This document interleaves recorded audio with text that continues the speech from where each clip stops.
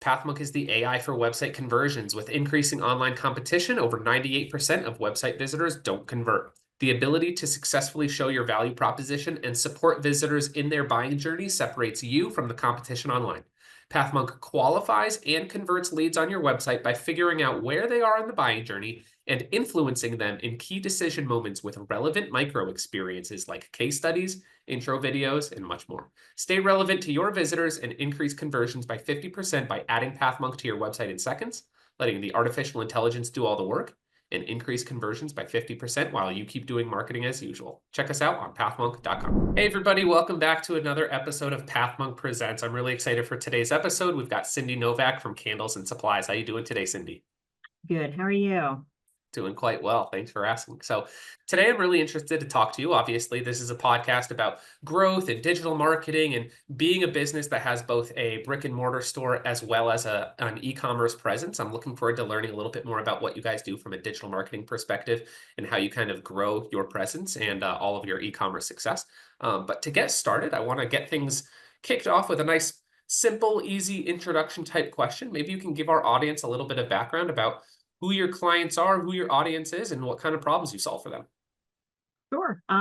We are Candles and Supplies, as you said. So we sell all kinds of candle making supplies, soap making supplies. So think DIY, think about people starting their own business in like candle or soap making or something like that. So, and we help everyone that wants to get started. We give classes, we have all kinds of information, blog information. We have the best staff here. Everyone here can help anyone out, make candles or soaps. They all, you can't work here without getting involved in making yourself. So it's very creative here. It's very fun. But we help people get started in making their own business and making their own, if they want natural candles or they want natural skincare products or whatever, we help them get started doing that. So a lot of our clients have grown into their own small businesses where they're selling at shows or on their site or Etsy stores. So we've seen a lot of great things happen. They're supporting their families, they're quitting their corporate job, they're traveling or doing whatever they want, or buying houses or putting their kids through college or whatever it is, just by their candle side hustle or main event. So it's really a pretty cool thing. That's awesome. Yeah, it's not just buying a single candle here or there, but being able to help people create their own businesses and grow from there. That's awesome. Mm-hmm. Maybe you can tell me a little bit more about the audience in and of itself. I know you guys have a physical location and a brick and mortar store, but also this e-commerce website. Maybe you can tell me a little bit about how far and wide people are coming from. How much reach does the website have? How far do people drive to actually reach the store? Tell us a little bit about that. Yeah, so that's a great question. We pretty much service everybody within the continental United States. We don't export our products because we have such a wide variety, and everything like wax is a chemical, fragrance is a chemical. They all carry different regulations in different, countries. So we are not adapting. We can't keep up with that. So we pretty much service everybody within the United States. We do have a lot of people that visit our sites from other countries. We have a YouTube channel where people watch from all over the world and stuff like that, and then complain that we don't export our products. Yeah. And we do have our showroom is great. So people can come in, and we have people driving in from very long distances. We've had people fly in from Hong Kong to just take our classes, which is very, very flattering. But we have people come in from all over the place, just so we're kind of a kind of experience where you can come in, like if you want to get into candle making or soap making, you can come to our store, see everything, see all of the things, look, touch, feel, smell all the fragrances, which is an experience you kind of can't get online. So we have people traveling from all areas. We moved into our current location about 11 years ago, because before we were pretty much, distribution. So we had office, warehouse, place your order online, we'll ship it out to you, you'll get it in a couple of days. It was great. But people would be like, oh, I just drove up from Mississippi to see your place. And it's like, well, there's my messy desk. But anyway, so we wanted to create something where people could actually like come in and see. So, because we do have a lot of people coming from long distances to come in here. Generally, though, on a day-to-day, everybody, it's mostly concentrated within a 200-mile radius. So they will drive 200 miles. That's not out of the question to come visit us and see us or pick up orders. Freight is also very expensive, so they can place their order online and come pick it up at our store and not have to pay like exorbitant shipping costs too. So that's a big I draw as see. I well. see. Can you remind our audience, in terms of the physical location, where can they find you guys?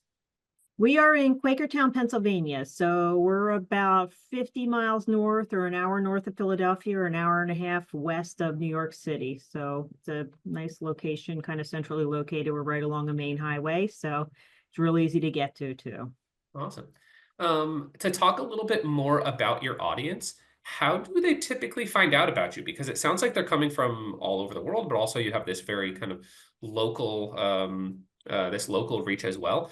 How do they typically find out about you? Do you have any sort of top acquisition channels, like from a digital marketing perspective? How do you typically, how does your audience typically find out about you first? I would have to say Google. So Google is our best acquisition method. So we do Google paid ads and we also do a lot of SEO work and stuff like that. So Google is top for acquisition, but as far as like customer retention and keeping people come back, emails definitely are best channel there Okay. to keep them enthused and stuff like that. So So from an email perspective, what sort of things are you guys doing for kind of like client retention? Is it kind of like newsletters or sales letters that go out? You know, what sort of email materials are going out? Because I know a lot of people that listen to this podcast are familiar with like, the typical SEO and PPC efforts that you can do to drive new traffic to the website. But in terms Mhm. of client retention, I think we'd be really interested to hear about what's going on within kind of like the email efforts. Yeah, so that's fun. Since we have such a wide variety of people, like we have anywhere from like cosmetic chemists buying things to candle makers to people making air fresheners. We have a wide variety of products, which gives us a wide variety of audience. So we try to target each one and not send, if they're making, uh, you know, whatever actually we have like one client. This is really far out, but they buy our candle dyes and they make fireworks from them. So Hmm. we try not to sell the fireworks clients, like soap making products. So we try to target them as much as possible. We send out about 3 sales emails a week. I don't like the companies that send me emails every day. I get too many emails. It's not that I don't want to hear from them, but 3 times a week would be great. So we do three emails a week. The first one would be on Monday, and that's basically fragrance oil. Very inspirational. We feature a scent of the week. We feature other ones that are related to that. Any scents, sales on scents we have, we put in there. We give coupons for free ones if you haven't placed an order, if you place $50 order, get a few samples for free and try new fragrances. So that's our Monday email. Our Wednesday email is either like new product launches or blog post launches, inspirational ideas, something to inspire.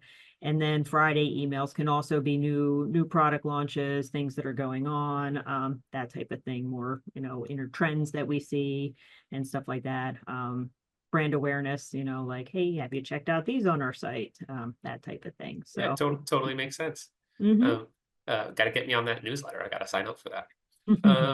Okay, next, I wanted to talk a little bit about the website. So, obviously, organic SEO being a huge boost in terms of driving people towards the website, like you mentioned. You're also running some Google ads, so doing a lot of paid ad efforts. But Mhm. in terms of kind of like client acquisition and making sure that clients are converting, I'd like to know like what you guys have done in terms of that. Like ultimately, we are very much focused on conversions over here at Pathwalk. That's kind of what we're all about. So we're always curious to hear what other people are doing in order to make sure that their website is converting at the highest percentage possible. So are there any sort of things that you guys have been doing on the website to make sure that you're converting as much of that traffic as possible? Well, that's kind of a giant black hole, where we are and everything like that. Our software as it is doesn't really tell us where things leave off. Sometimes our Google Analytics doesn't, I don't feel like it gives the proper information that we need, like where they fall off in the process and stuff like that too. So honestly, we don't have a real good way of tracking that. Mm. It's somewhere, it's like I said, a black hole. It's a gap in our advertising. So we want to get them there and stuff like that, but they leave, don't come back. We don't know why. We don't know where. What's their last page? We don't know. Yeah, So that's definitely not a how do I say? You're definitely not alone in that, right? There's a lot of other people that have not only been on this show before, but also people that I've spoken to in the past who feel the same way. You know, Google Analytics doesn't make it perfectly understandable how you're able to find that information. But there definitely are some tools out there that can help you understand that. So maybe that's something we can talk about after the show. I'd like. Next, I want to focus a little bit more so on more of like your personal work rather than the business. So switching over a little bit of this conversation a little bit more into Cindy rather than candles and supplies. So the first question I have for you is like maybe you can tell our audience a little bit about like what your day-to-day work looks like because you're the owner of this business that's doing so many different things. You're having these classes, you have the e-commerce website, you have the brick and mortar store. Like what does a day-to-day work what does your day-to-day work look like? What do you start with? How do you end your day? Well, since I'm the owner, it's a bit chaotic. I wear I many can different imagine. hats and go in many different directions. In my ideal perfect world of what I would do if, if I owned the business and could control this, but no, I'm just in my ideal world, I like to focus on helping people. I like the marketing because I like bringing to life like, okay, this is this cool new thing, or this we found to do this, or this is a cool new count. Try this, all the Mm, different things. I love doing that, which the classes are wonderful too. I love doing the classes because they're in-person classes. I'm working kind of like an online platform, but that's kind of a disconnect for me too, because like I'm a people person. I like the people to be in front of me. So the online is a very, very different way of giving classes than in person. So, in my ideal world, I would just work on the marketing and the email and brand awareness and, helping customers out and classes and things like that. But there's salespeople that come in that selling packaging and insurance and this and that and software problems and,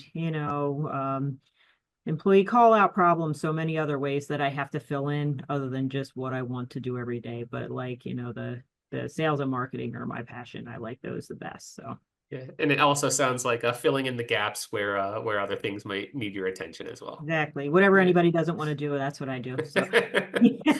Well put, well put. Yeah. Okay, I know that there's kind of a lot of information out there. We're always trying to like learn, get smarter, improve upon ourselves. And the next question is kind of to go on that. Like, where do you go to stay up to date? Where do you go to learn? Where do you go to grow as kind of like a business leader, a marketing individual, and a growth individual?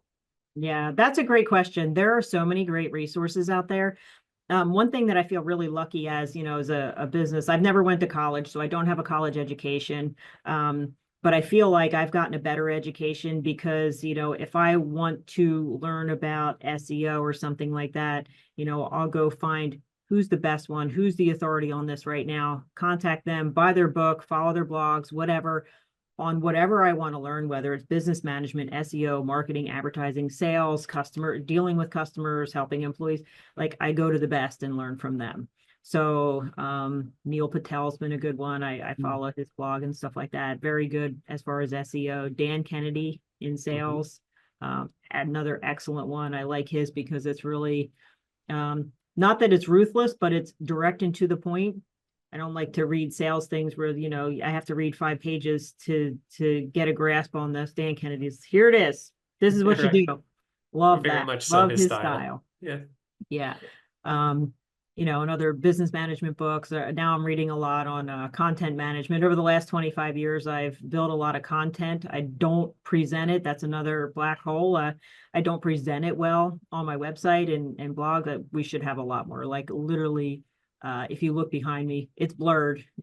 But that's just cabinets full of things that I've written and this and that. I haven't published any books. So I really, been working on content and stuff like that too. So trying to It learn sounds like you're sitting more. on a gold mine over there.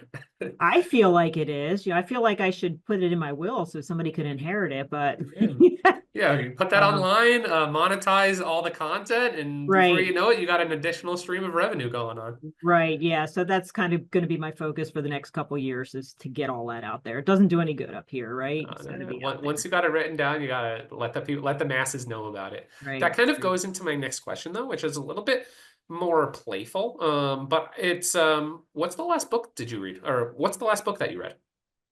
Actually, the last book that I read, and It's something that's very interesting to me. It's probably not going to be interesting to anybody else. It's called the Antoinette Zettelkasten method. It's a way of taking all your notes and everything that you've learned and organizing them in a analog system that you can always put into a digital system. But it's a way to organize your, like, think Dewey Decimal System for like a library or something like Oh, that. interesting. It's Okay. kind of like that, but it's really working for me because, when I learn and when I take notes, it's a lot of random things. I mean, I'm also an artist, so things get very random. So it's a lot of random things, and literally back in the cab, like I said, notebooks. I used to keep a notebook. Okay, this is my yearly notebook of all my random notes. Well, I have 25 years of those notebooks. I have filing cabinets full of all those. Okay, what do I do now? It's very overwhelming. But the whole Antoinette Zettelkasten system is helping me to get all that out. It's a lot of Uh, work. Any of our audience members that are listening that are obsessed with organization, take a look at what Cindy's talking about right now. Yeah. So I feel like I've been into it so a little over a month. There's a couple books out on there. One's 594 pages, which is very easy to chunk down into smaller bits depending on, what you want to learn about it and stuff like that. So chunking it down and getting that down, that's a big project, and it's actually kind of fun. I've taken some great notes. I have some great things and I'm pretty excited about them, and it's very, for me, it's very motivating and stuff, which is what books should be. So that's Exactly. actually the last one. Not very interesting, but I No, think it's I like it though. I like fascinating it. to It's me. definitely not a typical type of book that I would get when I ask that question. A lot of other people say like, yeah, like the Neil Patel type books, or what I learned on in terms of marketing or sales or leadership, and not a lot of people answer with something like that. So I'll have to look into it. So First the for next everybody. the next couple questions that we're going to ask, the last three questions actually, are kind of like a rapid fire round. They're going to be a little bit more playful, like the last question, but also not very much focused exactly on the business, more so about your wishes as a marketing individual. So, number one, if there were no boundaries in technology at all, what would be the one thing that you would want to have fixed for your role as a marketer today? No boundaries in technology. Well, I'd really like to, it would be great. So a lot of advertising and marketing and stuff, you do this, you do that. And I feel like I'm feeding a hungry monster that I don't never know if its appetite is, suppressed or not. So I would like to know through all those different channels and everything that I do and efforts and stuff like that, what is actually working? What, number one, what are people interested in? Number two, what's generating sales? That type of thing. All in one thing. Okay, I have Google Analytics, and Meta has their own, set of analytics. Mhm. So there's all these different analytics platforms that I go to here, and here. Bring it all together, send me a summarized email weekly. That way I know, okay, this effort was great, this one wasn't, whatever, this needs improvement, this maybe is half baked, I can go further with that, but bring it all into me at once. And what else, trends, what are trends that are people looking? So they clicked on my thing, but this is what they were really looking for, which could be, a piggyback idea on a blog post concept or a project concept too. So summarize it all in one for me, and what the ones. Yeah, There data. probably is a It solution. sounds I just like haven't found it. It sounds like cross data consolidation or cross platform data consolidation is Yeah, something like that this. sounds that puts it simply. Yeah. Yeah, that would be really good. There might be some tools out there that do something like this. there Maybe we can there go find that. probably is. Yeah. And yeah. Next, if there was one repetitive task that you could automate, and it sounds like you've got a lot of tasks on your hands, so maybe there's at least one you would love to automate. What would that be? Mm, again, probably just like seeking out the different, all the weekly I go to the different platforms and see that type of thing if I could.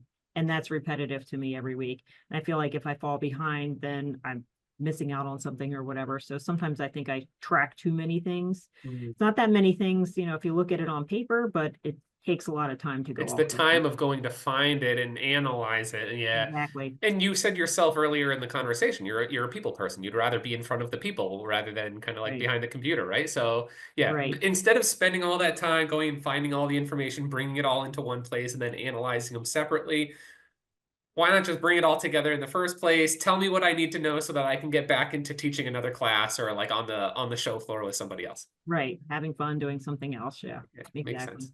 Okay, in the last question, um, what would be one piece of advice that you would give yourself if you were to restart your journey as a marketer today? Mm, I would be better at storytelling. Storytelling is a big thing. People always like stories. That's why all the social platforms are very popular. So I would be much better at storytelling. That's something else that I'm going to learn more about. I mean, I always have a purpose in what I think and stuff like that. So I think I put it out there a little dryly and not as, um, I should be a little more elaborate on it. So without being too wordy, but be a better storyteller and have more fun with it. Like just have, I've always had fun with it, but like just have more fun with it in a storytelling way. I So like that's that. that's what people want to read. That's what gets people in and stuff like that. And it's Yeah. If you're enjoying everybody. it, I'm sure they'll be enjoying it. Exactly. Everybody's days are stressful. Everybody, it's a very fast-paced world, this and that, even whether they're doing their own business and checking emails or this or that, whatever. Very fast-paced. So if they can sit back and digest something and read a funny story about this, that, or whatever, and get, inspired by something, just, be a better storyteller so that I can be more inspiring for people to be creative and just have fun with it as well. So That's a really good one. That's a really good one. yeah. I've got one last secret question to ask. This is Oh, actually what we say the last word. So we're done with like the normal questions. But just to sign us off as we close out this interview, if all of the people watching today's conversation forget everything that they just watched and everything that they just heard, what's the one thing that they should remember about candles and supplies? yeah, we're great people. I mean, we're we're great. We have the best staff. We're fun when you come in. Everybody's friendly. If you call, everybody's fun and friendly. We get the job done, we ship it out, and we have fun with it. So, and we're constantly learning, constantly evolving, constantly growing. So, and Awesome. that's And it sounds like you guys welcome everyone from all over the world, although you don't ship all over the world. It seems like true. you welcome anyone from anywhere to come on in, join a class, learn how to make some candles, learn how to make some soap. It sounds like an awesome time. I'll have to get myself down there.